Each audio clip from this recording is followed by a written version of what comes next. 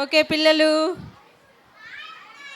Machinery story చెప్పడానికి ఎవరు వస్తున్నారు? ఎవరిని పిలుద్దాం? ఓ మిషనరీ స్టోరీ, మీరు చాలా ఇంట్రెస్ట్గా ఉన్నారు కదా నేర్చుకోవడానికి. ఓకే, ఫస్ట్ డే మీరు ఎవరి గురించి తెలుసుకున్నారు?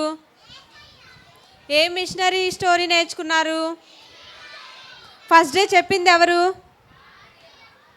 ఆర్తి అక్క. ఎవరి గురించి చెప్పారు? వినపడట్లేదు. ఎలినార్. వెరీ గుడ్, మీరంతా చాలా చక్కగా వింటున్నారు, అన్నీ నేర్చుకుంటున్నారు. సెకండ్ డే నిన్న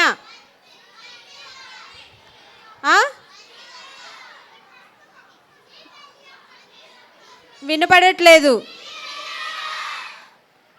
బిగినర్స్ గుర్తుందా మీకు? జిమ్. వెరీ గుడ్, బిగినర్స్కి ఒకసారి చప్పట్లు కొట్టండి. జిమ్ ఎలియాట్ కదా. సో ఫస్ట్ డే ఒక లేడీ గురించి నిన్న మంజు అక్క చెప్పారు కదా, ఒక జెంట్ గురించి. ఈరోజు మనం ఇంకో లేడీ గురించి తెలుసుకుందాం, ఓకేనా? ఫస్ట్ ఆఫ్ ఆల్ అసలు మిషనరీ అంటే ఏంటి? మిషనరీ అంటే సువార్త చెప్పేవాళ్ళు. వెరీ గుడ్, క్లాప్స్ కొట్టండి. మిషనరీ అంటే ఫస్ట్ ఒక పర్సన్ వాళ్ళ నేటివ్ ప్లేస్ నుంచి వేరే ప్లేస్కి సేవ చేయడానికి పంపబడిన వ్యక్తి, ఓకేనా? ప్రైమరీ వాళ్ళు. Are you ready? చేతులు కట్టుకుంటాము. సో మిషనరీ అంటే ఎవరు? ఒక వ్యక్తి దేవుని పరిచర్య నిమిత్తం వాళ్ళు ఎక్కడైతే పుట్టారో ఆ ప్రదేశంలో కాకుండా వేరే అదర్ కంట్రీస్కి కానీ వేరే ప్రదేశాలకు కానీ పంపబడిన వ్యక్తి. వాళ్ళు అక్కడ, మీకు తెలుసో లేదో, మిషనరీ అంటే ఓన్లీ సేవ మాత్రమే చేయడం కాదు, అంటే దేవుని గురించి చెప్పడం మాత్రమే కాకుండా వాళ్ళు ఇంకా చాలా చారిటీ వర్క్స్ కూడా చేస్తారు. చారిటీ వర్క్స్ అంటే తెలుసా మీకు?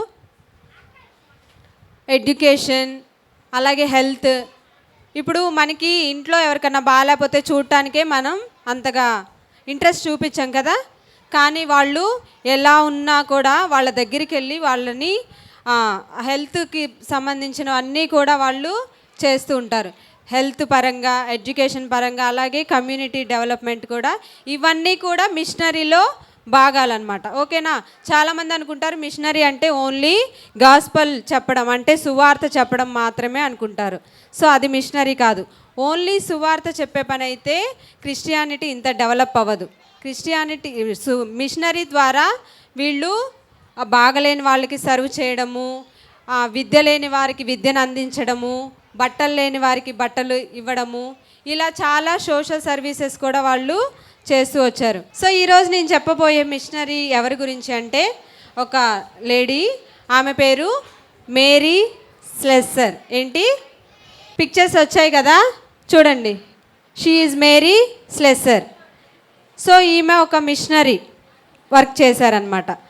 ఇంకందరూ సైలెంట్గా నా వైపు చూడాలి, పిక్చర్స్ కూడా వద్దు. మీరు పిక్చర్స్ వైపు చూస్తే నేను ఆపేస్తా. తర్వాత అయినా పిక్చర్స్ ఇప్పుడే అయినా స్టోరీ చెప్తూ పిక్చర్స్ అయినా. సో మీరు మిషనరీ స్టోరీస్ నేర్చుకోవాలి. ఇవి కల్పితాలు కాదు. మోరల్ స్టోరీస్ అనుకోండి, కొన్ని కల్పితాలు ఉంటాయి, కొన్ని రియల్ స్టోరీస్ ఉంటాయి. కానీ మిషనరీ స్టోరీస్ నిజంగా జరిగినవి, ఓకేనా? ఇవి చాలా కష్టంగా, ఒకప్పుడు అంటే చాలా శ్రమతో కూడినవి అన్నమాట. ఇవన్నీ మనం నేర్చుకొని మనం కూడా ఫ్యూచర్లో మిషనరీస్గా వేరే ప్రదేశాలకి వెళ్ళాలి. అందుకే చిన్నప్పటి నుంచి మనం సండే స్కూల్లో మిషనరీ స్టోరీస్ వింటూ ఉంటాం.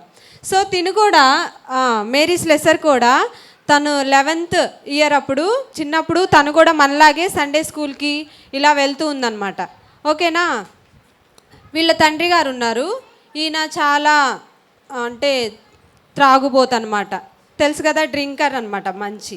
సో ఇంట్లో వీళ్ళు ఇదిగోండి చాలా తాగుతూ, వాళ్ళకి మేరీ స్లెస్సర్ వాళ్ళ మదర్కి మొత్తం సిబ్లింగ్స్ వచ్చేసి 7 మెంబర్స్. ఎంతమంది? 7 పిల్లలంట. అందులో మేరీ వచ్చేసి సెకండ్ అమ్మాయి. ఎన్నో అమ్మాయి? వాళ్ళ అన్నయ్య ఉన్నారు ఫస్ట్, తర్వాత మేరీ వచ్చి సెకండ్ అమ్మాయి. సో వాళ్ళ నాన్న డైలీ తాగుతూ ఇంట్లో ఏం పట్టించుకోకుండా అలా ఉండేరు. కానీ వాళ్ళ మదర్ మాత్రం రోజు వాళ్ళకి ఈవినింగ్ టైంలో ఎప్పుడు కుదిరితే అప్పుడు వాళ్ళకి దేవుని వాక్యాలు, ఆవిడ మాత్రం డైలీ చర్చికి వెళ్తూ ప్రేయర్ చేసుకుంటూ ఈవినింగ్ పూట అందరినీ పిల్లలందరినీ కూర్చోబెట్టుకొని దేవుని గురించి చెప్తూ బోధిస్తూ అలా ఉండేదన్నమాట. సో మేరీ చిన్నప్పటి నుంచే వాళ్ళ అమ్మ మాటలు జాగ్రత్తగా వింటూ బైబిల్లోని విషయాలన్నీ కూడా చిన్నప్పటి నుంచే ఆ పిల్లలకి అందరికీ చెప్తూ వచ్చేది. ఎవరు?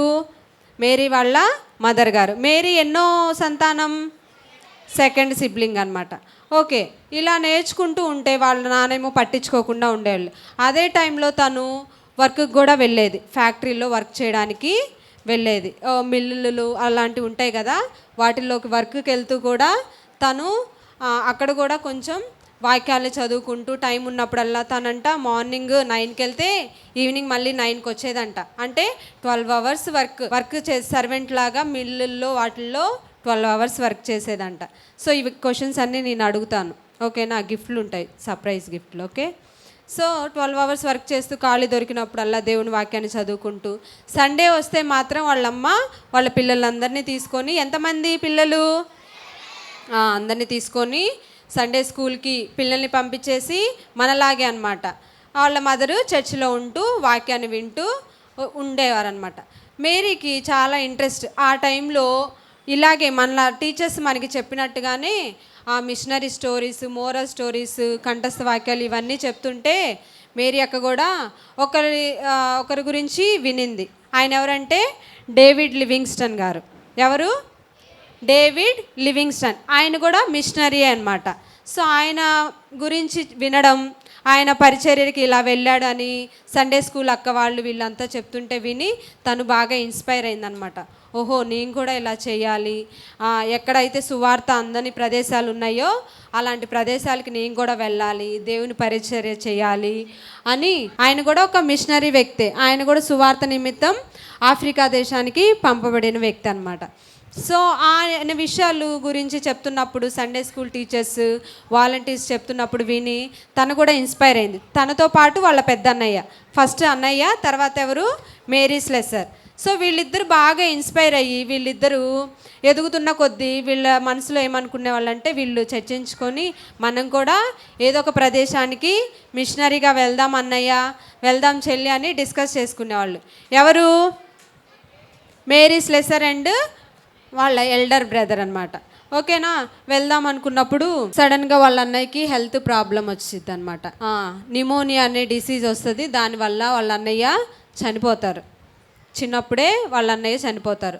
ఇంకా మేరీ అంతా అయ్యో మేము ఇలా చేయాలనుకున్నామే చాలా బాధగా ఫీల్ అవుతూ, కానీ ఎంత ఫీల్ అయినా కూడా తను చేయాలనుకున్న తనకున్న ఆశయాలను ఎప్పుడూ కూడా విడిచిపెట్టలేదు. నేను మా అన్నయ్య లేకపోయినా సరే నేను సేవ చేయాలి అని అనుకుంటూ ఉంటుంది అనమాట. ఓకేనా? ఇలా అనుకుంటూ డేవిడ్ లివింగ్స్టన్ గారిని ఇన్స్పైర్గా తీసుకొని ఇలా డైలీ వెళ్తూ ఉంటుంది. ఒక 20 years తర్వాత ఆయన చనిపోతారు. ఎవరు? డేవిడ్ లివింగ్స్టన్ గారు. ఆయన చనిపోతే తను ఇంకా ఎక్కువగా బాగా ఇబ్బంది పడుతూ, అంటే బాధపడుతూ, ఎట్లయినా ఇలా ఇంకో ప్రదేశానికి నేను కూడా వెళ్ళి పరిచర్య చేయాలి, మిషనరీ సేవ చేయాలి అని చాలా బలంగా అనుకున్నప్పుడు దీనికంటే ముందు తను సండే స్కూల్కి వెళ్తూ ఉంది కదా, పెద్దదవుతున్న కొద్దీ తను కూడా ఒక సండే స్కూల్ టీచర్గా, ఒక వాలంటీర్గా స్టార్ట్ అయ్యి తను కూడా వాక్యాలను నేర్చుకుంటూ పిల్లలకి నేర్పిస్తూ తను వాలంటీర్గా అయ్యి తర్వాత సండే స్కూల్ టీచర్గా కూడా అయింది. ఇలా చేస్తూ ఒకరోజు అందరి పిల్లల్ని, అంటే బయట ఉండే పిల్లల్ని సండే స్కూల్కి రండి, ఇలా జరుగుతుంటాయని చెప్తుంటే అక్కడ ఒక బ్యాచ్ ఉన్నారు, అల్లరి చేసే బ్యాచ్. మీలో కూడా ఉన్నారా అల్లరి చేసే బ్యాచ్? అంటే బయట ఆడపిల్లల్ని ఏడిపించడం అలా. అంటే వాళ్ళు ఎవరు అలా చేస్తారు చెప్పండి? ఎవరు చేస్తారు అలాగా? దేవుని గురించి తెలిసిన వాళ్ళు చేస్తారా? దేవుని గురించి తెలియని వాళ్ళే అలా చేస్తారనమాట. అరుగొండి, ఆ మేరీ స్లెసర్ పిల్లలందరినీ సండే స్కూల్కి రండి అని ఆహ్వానిస్తుంటే వీళ్ళు ఒక బ్యాచ్ లేచారనమాట. ఓకేనా? లేచి ఏం చేశారు? ఆమెని టీజ్ చేస్తూ ఏదో చేతిలో తీసుకొని రాయి తీసుకొని తిప్పుతూ, అంటే నువ్వు ధైర్యంగా నిలబడితే, మేమేం చేసినా ధైర్యంగా నిలబడితే మేము కూడా చర్చికి వస్తామని వాళ్ళు చెప్తారనమాట. అంటే తనని భయపెట్టాలని భయపెడుతున్నారు. కానీ తను భయపడకుండా అలాగే ఉండాలంట. అలాగే ఉంటే అప్పుడంట వాళ్ళంట చర్చికి వస్తారంట. మేరీస్ లెసన్ నిజంగానే ధైర్యంగా అలాగే నిలబడింది. వాళ్ళు చేసిన చేష్టలన్నీ కూడా భరించింది. దేవుని ప్రేమను బట్టి వాళ్ళు ఏం చేసినా కూడా భరించింది. అప్పుడు వాళ్ళంతా షాక్ అయ్యి, ఈ అమ్మాయి నిజంగా చాలా గ్రేట్ రా, వీళ్ళు దేవుడు చాలా గొప్పవాడు, మనం కూడా చర్చికి వెళ్దామని చెప్పి వాళ్ళు మారిపోయి చర్చికి వచ్చేసారనమాట. సో ఇలా గాస్పల్ మీటింగ్ అదే అక్కడున్న ఏరియాలో ఫస్ట్ అసలు ఈ అమ్మాయి స్కాట్లాండ్లో, ఎక్కడ, స్కాట్లాండ్ అనే కంట్రీలో పుట్టింది. ఎక్కడుంది స్కాట్లాండ్ మీకు తెలుసా? మీ ఇంటి పక్కన ఉందా? మనకి కాంటినెంట్స్ ఉన్నాయి తెలుసా? ఎన్ని కాంటినెంట్స్ ఉన్నాయి? 7 కాంటినెంట్. అందులో ఒక కాంటినెంట్ అయిన యూరోప్ కాంటినెంట్ ఉందా లేదా? యూరోప్ కాంటినెంటా కంట్రీనా? నాకు తెలీదు, మీరు చెప్పాలి. నార్థన్ యూరోప్లో స్కాట్లాండ్ అనే కంట్రీలో ఈ అమ్మాయి ఫస్ట్ జన్మించింది. ఆ తర్వాత సువార్త ప్రకటిస్తూ అక్కడ అన్ని విషయాలు నేర్చుకొని ఎవరిని ఇన్స్పైర్గా తీసుకుంది? డేవిడ్ లివింగ్స్టన్ గారిని. ఓకే, నేను ముందుకెళ్తాను. తర్వాత ఇప్పుడు 1874లో డేవిడ్ లివింగ్స్టన్ గారు చనిపోతారు. ఆ టైంలో తిను ప్రేరేపించబడి ఆఫ్రికా, ఇదిగో చూడండి, ఆఫ్రికాలో నైజీరియా అనే ప్రాంతానికి తను మిషనరీగా వెళ్ళాలని అనుకుంటుంది. అలాగే వాళ్ళు కూడా టీం ఉంటారు కదా, వాళ్ళు పంపిస్తారు. తిను ఒక్కటి మాత్రమే వెళ్తుంది. వాళ్ళ అన్నయ్య ఇద్దరు వెళ్ళి చేయాలనుకున్నారు. సడన్గా వాళ్ళ అన్నయ్యకి హెల్త్ ఇష్యూ వల్ల చనిపోతారు. తిను ఒక్కటే ధైర్యంగా, ఎంతో ధైర్యంగా, నేను వెళ్తాను, నేను పరిచర్య చేస్తాను. వీళ్ళంతా కూడా ఎవరు? మిషనరీస్. నిన్న మంజు అక్క చెప్పారు కదా, ట్రైబల్ పీపుల్.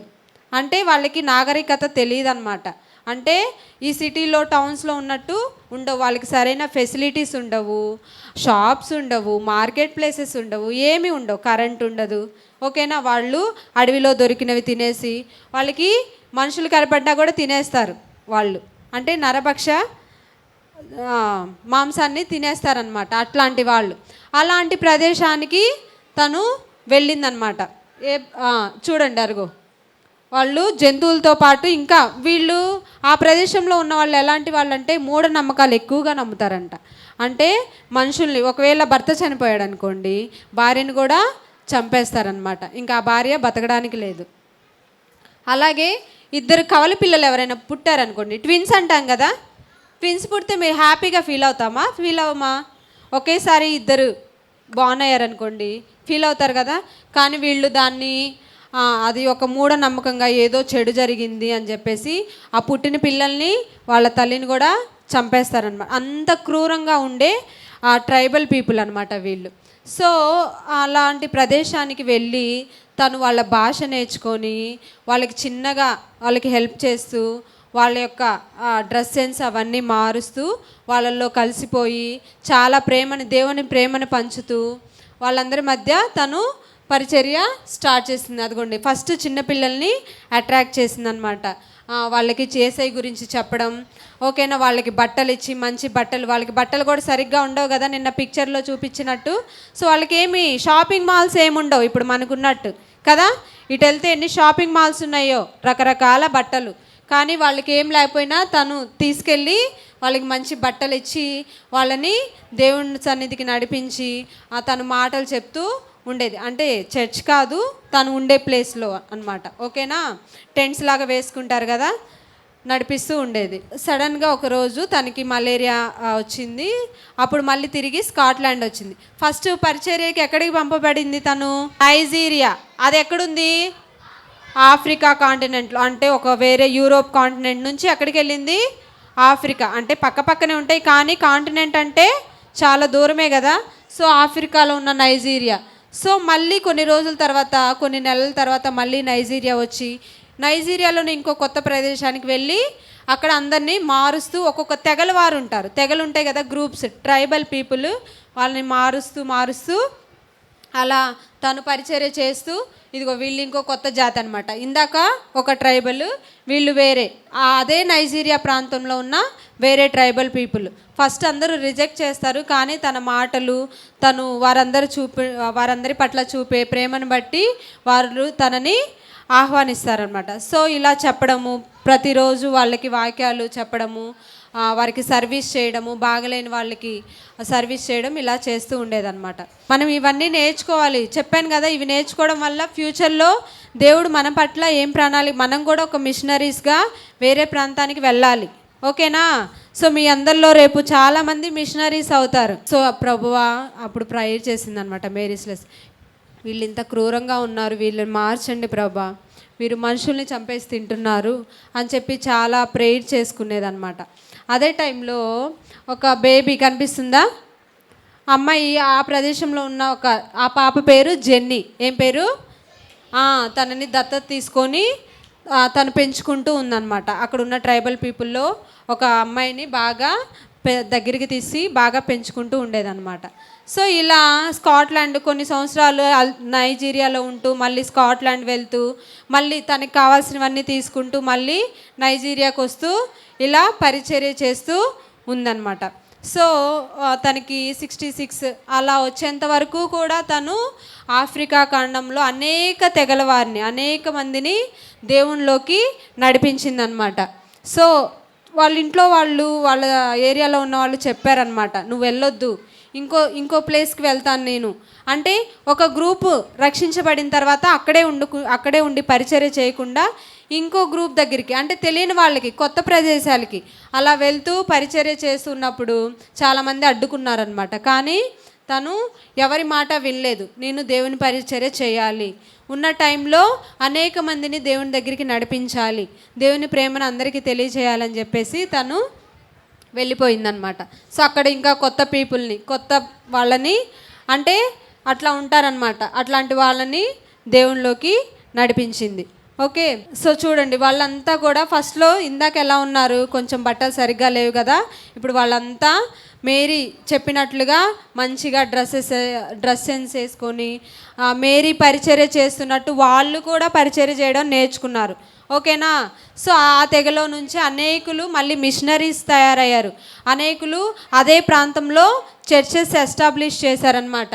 ఓకే, చూడండి, ఇలా అందరూ కూడా మారిపోయి ఆ నైజీరియాలో ఉన్న తెగల ఎవరైతే ట్రైబల్ పీపుల్ ఉన్నారో వారంతా రక్షించబడి దేవుణ్ణి నమ్ముకొని అనేకుల్ని రక్షణలోకి నడిపిస్తూ వచ్చారు. So at the age of 66 years తను చనిపోయింది. ఎక్కడ? నైజీరియాలోనే తను పరిచర్య చేస్తూ సేవ చేస్తూనే అందరి మధ్య ఆవిడ చనిపోయిందనమాట. ఈవిడే Mary Slessor. So this is the missionary story. ఈ స్టోరీ ద్వారా మనం ఏం నేర్చుకోవచ్చు అంటే, సో మనం కూడా ఫ్యూచర్లో ఎంతో దూరానికి వెళ్ళక్కర్లేదు. మన చుట్టూ, మన పక్కల ఏరియాలో, మన ఏరియాలో కూడా చాలామంది దేవుని తెలియని ప్రజలు ఉన్నారా లేరా? సో వాళ్ళ దగ్గరికి వెళ్ళి మీరు దేవుని గురించి చెప్పాలి. ఓకేనా? దేవుని దగ్గరికి వాళ్ళని నడిపించాలి. సో ఈరోజు ఆ క్యాంప్ అయిపోయిన తర్వాత మీరు ఊర్లోకి వెళ్తారు కదా, వెళ్తారా వెళ్ళరా? హాలిడేస్కి, వెకేషన్కి వెళ్తారు కదా. సో అక్కడికి వెళ్ళినప్పుడు ఎవరైనా తెలియని వాళ్ళు ఉంటే వాళ్ళకి బైబిల్ స్టోరీస్ మీరు చెప్పాలి. ఓకేనా? అలాగే వారికి సండే స్కూల్ ఉంటే వెళ్ళండి అని వారికి చెప్పాలి. మీరందరూ కూడా ఫ్యూచర్లో మంచి నాయకులుగా ఎదగాలి. లాస్ట్ టైం థీమ్ గుర్తుందా మీకు? ఏంటి? గ్రోయింగ్ లీడర్స్, మంచి నాయకులుగా. ఫ్యూచర్లో మీరు మంచి నాయకులుగా ఎదగాలి, మంచి మిషనరీస్గా వెళ్ళాలి వేరే ప్రాంతాలకి. ఎక్కడైతే సువార్త అందని ప్రదేశాలు ఉన్నాయో ఆ ప్లేసుల్లో మీరు పరిచర్య చేయాలి. దేవుని కొరకు మీరందరూ కూడా వాడబడాలి. వాడబడతారా? సిద్ధంగా ఉన్నారా? సిద్ధంగా లేరా? సిద్ధంగా ఉన్న వాళ్ళు మీ హ్యాండ్ చూపించండి. అక్క మేము కూడా, అక్క ఏంటక్క ఎందుకు వెళ్తాం అక్క, మీరేవో చెప్పే వింటున్నాం కానీ మేము వెళ్ళమక్క అంటారా? మనకు అన్ని ఫెసిలిటీస్ ఉన్నాయి కదా, కానీ వాళ్ళకి ఏమీ లేవు. అలాంటి ప్రదేశాల్లోకి వెళ్ళి వాళ్ళు మిషనరీ చేశారు. మీరు కూడా దేవుణ్ణి అడగండి. ఓకేనా? ఏమి ఉన్నా లేకపోయినా మీ పరిచర్య చేయాలి ప్రభువా అనే అడగండి. ఓకేనా? అడుగుతారా? Okay, thank you children. నచ్చిందా story? Missionary story. This is the real story. ఇది కట్టు కదా కాదు. ఓకేనా? Thank you.